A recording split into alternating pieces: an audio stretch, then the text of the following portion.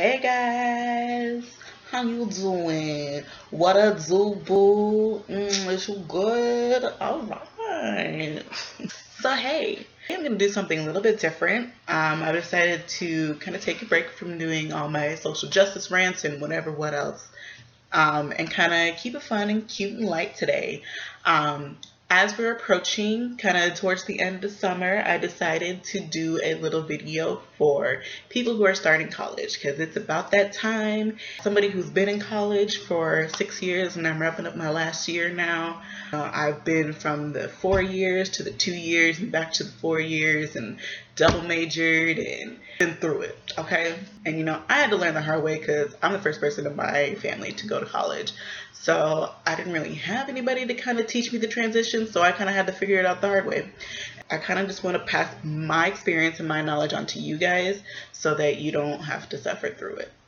Obviously, not everything that I talk about today is going to work for everybody, but this is kind of just basic guidelines of stuff that's helped me transition from a guide to help you guys, and hopefully it'll help you transition a little bit easier because it's a fucking lot and it's really stressful, and I understand that. So the most important thing, and it's probably the number one thing that people always worry about: textbooks. We all fucking hate them. We all know they're expensive, and I still to this day, as a senior, as a 24-year-old senior in college, I still to this fucking day, it's a fucking process. It's, oh my god. These are some of the tricks that I have learned throughout the years for dealing with textbooks. Your textbooks until you have attended the class. Now let me tell you why. 90% of the time, well, maybe not 90% of the time, but there's a lot of times that you won't even need your textbook. There's so many classes that I have spent hundreds of dollars on buying these fucking textbooks because I'm somebody who likes to be prepared. 1 week goes by, 2 weeks go by, 3 weeks go by, all of a sudden it's midterms and you haven't opened that book once. And I'm like, why the fuck did you say it was required? Like, the fuck? You told me $600 for this textbook, did you say it was required and it's just gathering dust? Like, the fuck? Don't buy your textbooks until probably through the first week. Go to your first week of classes. The other reason why I would say to do that is because a lot of times people will add or drop classes during your first week. So if you get to a class and you realize, oh, I'm not really ready for this class, or I need to switch to a different class, or whatever it is, you don't want to have already spent $800 on this book and then drop the class, and all of a sudden you need $800 to go buy this other book for this other class that you just added. You know what I mean? So keep that in mind. Depending on what you need from your textbooks, as you go to a school, especially a big school, there's usually Facebook groups, seller swap textbooks from older students or past students, whatever. Just go in and put like textbooks in the search bar, and something will, 99% of the time, something will probably pop up. And just post in there like, oh, I'm looking for blah, blah, blah, blah, whatever, the microeconomics book. They have that they'll respond. Or another option that I would suggest is to rent textbooks. I've been renting my textbooks for like the past 3 or 4 years. I can usually get all my textbooks, and on average I'm taking like 5 to 6 classes. I can usually get all my textbooks for less than $200. Put a link in the description to a post I have on my Tumblr that has a list of a bunch of sites that you can buy and rent textbooks from. So they will always tell you to buy the newest edition or buy the bookstore edition, but literally the only difference between those is that a font has changed. They threw some colored pictures in there. They had Justin Bieber and Kim Kardashian write the foreword. Like, it's usually the exact same book, just like a couple of minor things changed. Check your library. It took me probably 4 fucking years for somebody to tell me that your fucking library has textbooks on reserve. Just there. Just for fucking free. Just sitting there. Libraries will keep textbooks on reserve, and what that means is that they will have certain textbooks basically on hold in the library for students to use for a certain amount of time, but you can only use it in the library. Don't mind sitting in the library to study, then this is perfect for you.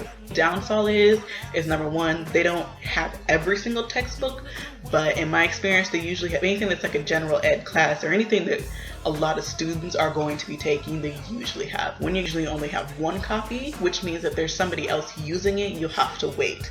Really not that big of a deal. So if that's something that works for you, then perfect, because it's fucking free, it's right there, you have all the access to it, and you don't have to do anything but sit in the library and read it. All right, so my next thing is about your schedules. Time management is very important. To help with that, plan your class schedules wisely. And I know, especially for freshmen, sometimes you really don't get a say in your classes. You're kind of just like, here, take it. We don't care. You're a freshman. You're just kind of getting the leftover classes. And if you do have any say over the classes that you take, or the times that you take your classes, or if you're somebody who's not a freshman and you're still kind of struggling with time management, I would really suggest that you sit down and look at, number one, the type of person that you are, and number two, your schedule kind of overall, not just your classes. So what I mean by all that is that, for example, I am a night person, which means I'm most active and I do everything at night. Which means for me, I like to do all my school in the morning so that I'm done with it, and then I have the night to work and do whatever else I need. I suggest that you sit down, write it all out, and then kind of figure out what it is for you. Everybody says don't take 8 a.m. classes, but honestly, fuck that. Just do what works for you. I love 8 a.m. classes because usually there's nobody fucking there. And number two, the teachers are usually cool as fuck because nobody wants to be up at 8 o'clock in the morning, and they understand that. So along with scheduling your classes, a lot of people want to know if their professors are good. And I'm here to tell you this secret. It's probably really not a secret because everybody uses it, but for some reason, every time I tell people about this, they never know about it. RateMyProfessors.com. This website will save your motherfucking life. So, link in the description, and it's literally a rating site for professors. So people will rate them from 1 to 5 stars, and they have to write a description of why they put that rating there. I will say to kind of take it with a grain of salt, though. Use your best judgment. Definitely read all the comments, or at least a good handful. Don't just look at one and make a decision, because people are fucking lazy, and there are a lot of people in there who just like, oh my god, this teacher was terrible, they assigned me homework. It's fucking college. It's called earning a degree. You actually have to fucking work for it. You actually might have to do homework. Something that you're seeing consistently, like this teacher is a fucking bitch, or this teacher doesn't know what the fuck they're talking about, and this teacher is always rude, or is always signing like a ridiculous amount of homework, and then use your best judgment, basically. So these next tips are kind of going to be like in the classroom, how to help yourself tips. People may already know this, some people may not. For some reason, my learning style was a lot different when I switched to college than it was from high school. So it took me a long time to kind of figure out my learning style. For me, I'm a very visual learner. So that being said, I'm going to use myself as an example. You kind of have to cater your classroom behavior to how you are learning. It may take you a while to kind of figure out how you learn best. You might have to go through trials and errors, and that's okay. But once you do figure it out, like I said, cater your classroom behavior for that. But what I mean by that is that they kind of expect you to listen to every single word and know everything from every single class, and that's ridiculous. It's impossible. So instead of trying to do that, use your learning behavior to figure out what you need to focus on in class. So for me, as I said, I'm a very visual learner. So instead of trying to listen to every single word that the teacher is saying, I'm looking at the whiteboard, I'm looking at the PowerPoint, or whatever it is that they have up on their visuals, and I'm taking notes. Because for me, first of all, I can't write fast enough to write down everything that they're saying, and recording things for me and then going back to listen to it doesn't do anything to me because I'm still just listening to the teacher talk the same way. If you are somebody who works well by hearing things, perfect. Do it the opposite way. Next thing, do not skip your classes. Don't care about your grades? Fantastic. Do whatever the fuck you want. I don't know why you're wasting $40,000 on tuition if you don't give a fuck. If you are not there to class, it counts against you. And if your absences build up, you can get penalized or put on probation and eventually expelled if you just don't start showing up. Other reason to not skip classes is that if you miss stuff that's going on in class, I mean, that's just extra shit that you gotta work up for, and nobody's gonna, nobody else is responsible for you. So if you miss that a assignment is due on this day because you weren't in class, or if you miss, oh, guess what, we were having a pop quiz today, not only have you missed your class, but you've also missed this pop quiz, and you missed turning in this, and you missed all this good information that you need for the midterm or whatever it is. Just don't skip your class, okay? Your work. A lot of people will just throw away their assignments when they're done with them, but I would strongly encourage you to save your assignments until the end of the semester, maybe even the following semester, because I have had many times come up where I have thrown away an assignment, and then they're like, oh, by the way, we actually need you to keep a portfolio of all your assignments for the end. And you're like, why didn't you fucking tell me this at the beginning of the semester? Or it really comes in handy when you're trying to study for midterms or finals, because you can just go back and look at, because you're literally midterms or finals and literally just everything that you've already studied. So keep those assignments, keep those essays, keep those past quizzes that you can literally just go back and use that as your study guide. My next point, which is about saving things. Save your files in as many fucking different locations as you possibly can.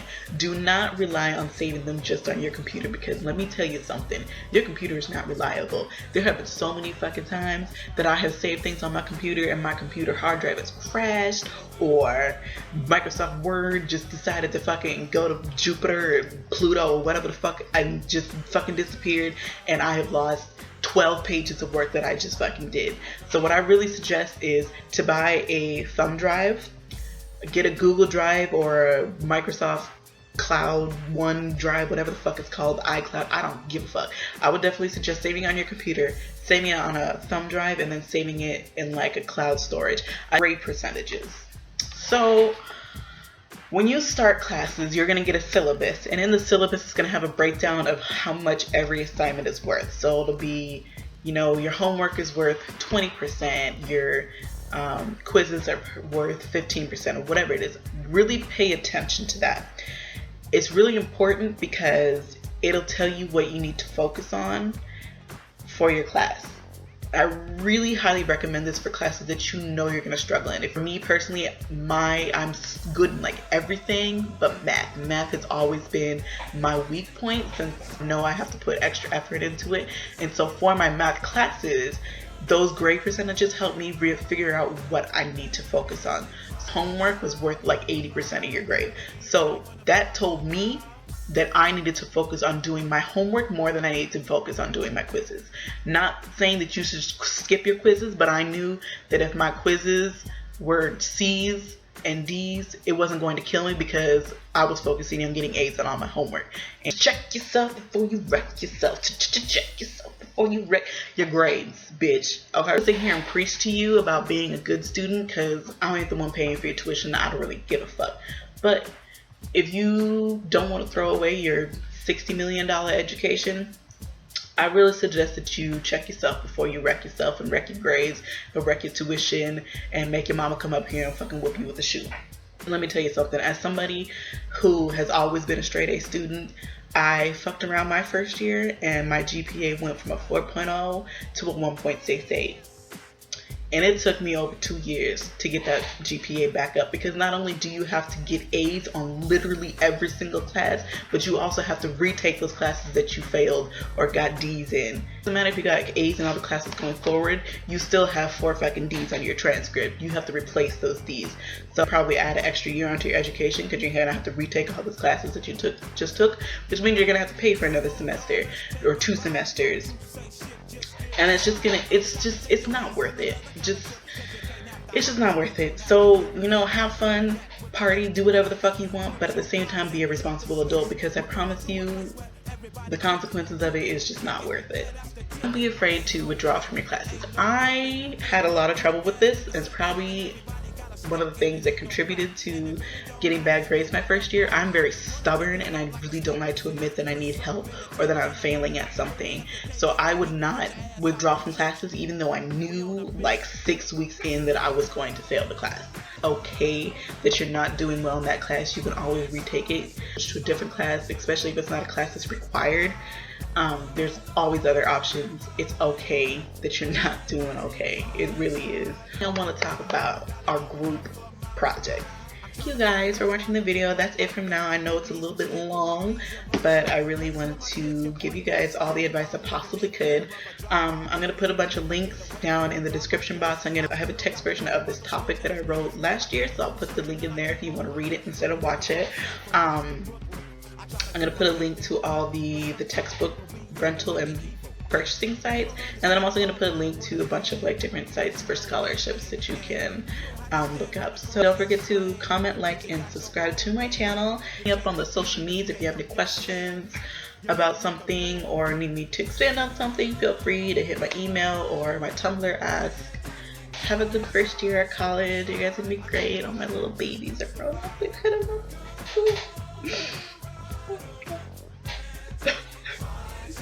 So those. It's can't. Still trying to get a piece of that apple pie. Every game ain't the same, cause the game still remain. Don't it seem kind of